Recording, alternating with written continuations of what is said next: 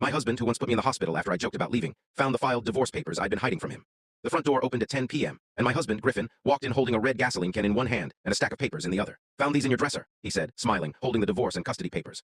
The ones I'd been hiding and planning to serve him with after me and the kids ran away tonight. "Griffin, I can explain." "No." He cut me off and set the gasoline can by the door. "Nobody leaves tonight." The box of matches rattled in his pocket, then he locked the deadbolt. I gulped. Was he about to burn the house down with us in it? "Sit down." His voice echoed. I did as I was told. My husband, Griffin, had been two-faced since the day we married. In public, he was the perfect husband and father. Donated to charities, took family photos at Disneyland. But at home, he was a violent monster and a dictator. Our son, Christoph, was 11 when he talked back to Griffin at dinner. Said he didn't want to finish his vegetables, that's all. Before the words were out of his mouth, Griffin grabbed his neck and slammed his face into the plate so hard I heard something crack. "You eat what I give you." "Understood." I could see Christoph's blood and tears mixing with the food under him. When he lifted his head, mashed potatoes were up his nose and gravy was running into his eyes. Our daughter Annie was 9 when Griffin made her stand in the corner for getting a C on a 6th grade math test.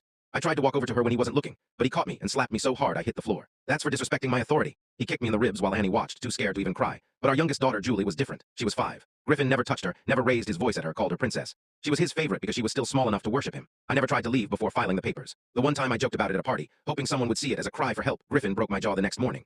He had the money, the lawyers, the family connections. I had nothing, so I filed the papers in secret with a lawyer from a completely different city. I knew what could happen if he found them, how he'd probably kill us. So, I hid them in a tampon box in my closet. I thought it would be the one place he'd never look, but now he was holding them. He pulled a chair across from me and sat down, stared at me without blinking. "You think you can take my children from me?" His voice was quiet. That was even worse than yelling. "Griffin, please, the kids are sleeping." My voice cracked. "Oh," he smiled at me. "I'll make sure they're sleeping all right." Then he stood up and looked toward the stairs. "I'm going to have a conversation with them. They're old enough to learn what happens when mommy tries to tear this family apart."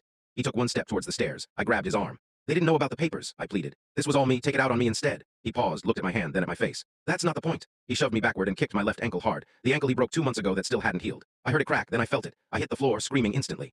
Griffin started climbing the stairs. I didn't know what to do, but I just started crawling behind him out of instinct. I heard Christoph's door slam open seconds later. "Dad, what's going on?" Crack, the sound of a hand hitting something. "Did I say you could speak?" I pulled myself up the stairs, one step at a time. By the time I reached the top, I heard Annie scream. Then something crashed against the wall. "You packed a bag? You think you're going somewhere?" I could see Annie in her room, crying, holding her arm. I didn't hear or see Christoph at all. Was he even alive? Then Griffin turned around and looked down the hall toward Julie's door. My blood froze. "Please." I was on my knees. "She's 5. She doesn't know anything." Griffin didn't even look at me. He walked to her room and opened the door. It was dark. My jaw dropped. Julie's nightlight was off. She never turned her nightlight off. Why had she turned it off? "Julie," Griffin called out. "Princess, it's Daddy." No answer. He stepped inside. "Don't be scared, baby. Come out." He walked toward Julie's bed. I saw the small lump shaped like Julie trembling under the covers. She was hiding from him. "Princess," Griffin said again. "I said come out." His voice had a violent edge to it. He reached down and ripped the covers off Julie. That's when Julie's hands instantly shot up. She was gripping a kitchen knife with both hands, the big one I couldn't find last week. She drove it into Griffin's thigh before he could blink. He screamed instantly, stumbled backward, grabbed his leg. Blood started pouring through his fingers. He crashed into her dresser and fell to the floor. Julie was standing on the bed, knife in her hands, blood on her small fingers, tears streaming down her face, whole body shaking. "You don't get to hurt us anymore."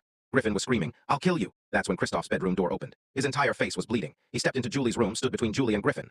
I heard Annie's voice from her room. 911.